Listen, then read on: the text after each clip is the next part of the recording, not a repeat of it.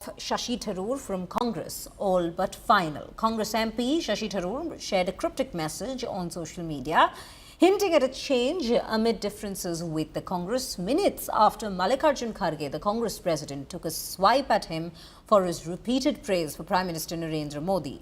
The veteran Congress leader in the past, in fact, shared a quote, in this very post, shared a quote, and I quote it, "Don't ask permission to fly, the wings are yours and the sky belongs to no one." He shared the post on social media just minutes after the Congress president took a dig at him, saying that for some, Modi comes first and the nation comes later, while for Congress, it is always nation first.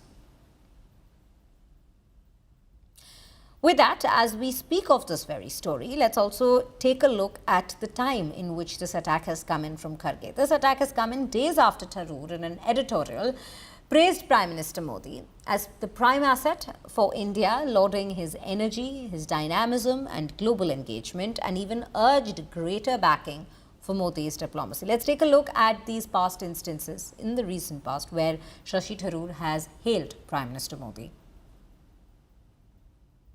But what has changed in recent years is that the terrorists have also realized they will have a price to pay. On that, let there be no doubt.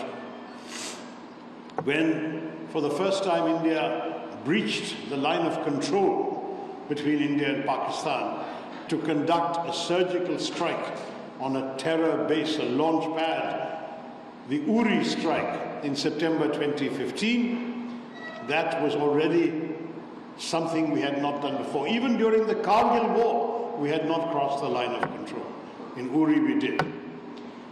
Then came the attack in Pulwama in January 2019. This time we crossed not only the line of control, we crossed the international border and we struck a terrorist headquarters in Balakot.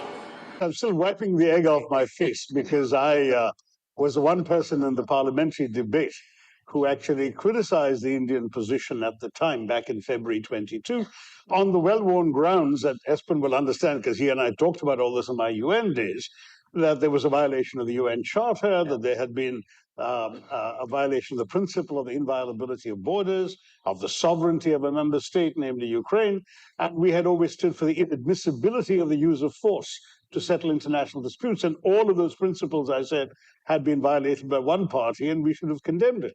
Well, a couple of years later, 3 years later, it does look like I'm the one with egg on my face, because clearly the policy has meant that India has actually a prime minister who can hug both the president of Ukraine and the president of Moscow 2 weeks apart and be accepted in both places. So far, I must say that what we've seen from the press statements by both the Prime Minister and by President Trump are very encouraging, because it looks like some of the big concerns we all had have been addressed. For example, on the question of trade and tariffs, they've decided to sit down together and do a serious negotiation that will conclude by the fall, which is the autumn, September, October of this year. I think that's a very good outcome, because otherwise the fear was there might be some hasty decisions made in Washington which would have affected our exports. This way there is time to discuss and negotiate. I welcome that. With that, Amit Bhardwaj joins us live on the broadcast to bring us more details and set things into context. Amit, you know, the interesting part is, while we have seen this conundrum in fact continue for quite some time now, the rift continue for quite some time now, there hasn't been any clear indication with regards to whether Tharoor will be continuing in the Congress party or not, especially in the recent past, the praises only mounting for Prime Minister Modi, and more Congress leaders and also the High Command now coming in to, express the fact that they're not very happy with it.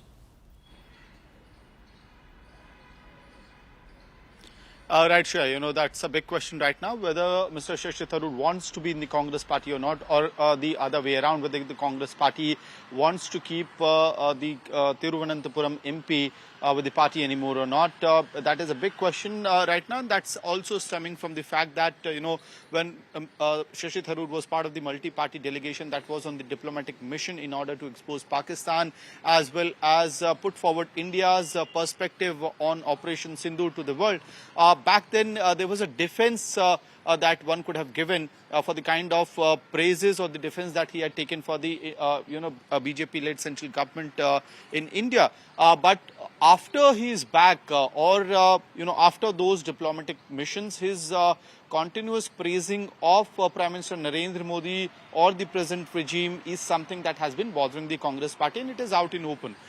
Earlier, it was leaders like Udit Raj who were being endorsed by Pawan Khera, Jairam Ramesh over their aggressive, over Udit Raj's aggressive attack on Shashi Tharoor. But now Mr. Mallikarjun Kharge himself, the Congress party president, has pointed out as to how he has been praising Prime Minister Modi, and it could be his priority for the Congress party. The priority is country. This question will become even more bigger, Shreya, because the Kerala Assembly elections are almost around the corner, and hence again and again there will be questions as to whether Shashi Tharoor would want to continue with the Congress party, or is he going to join the BJP? But that question, there are further decoding that needs to be done as to whether the BJP is also in a position to win the Thiruvananthapuram seat on its own, the assembly constituency, if they would want, if at all Shashi Tharoor would switch, and what are the caste dynamics, the religion dynamics, or the demography, or the of the constituency he might be eyeing for. Having said that, he is currently a Lok Sabha MP who was elected merely a year back. So would he want to switch sides? That would be also a pertinent question out here. So all cards are secret as of now.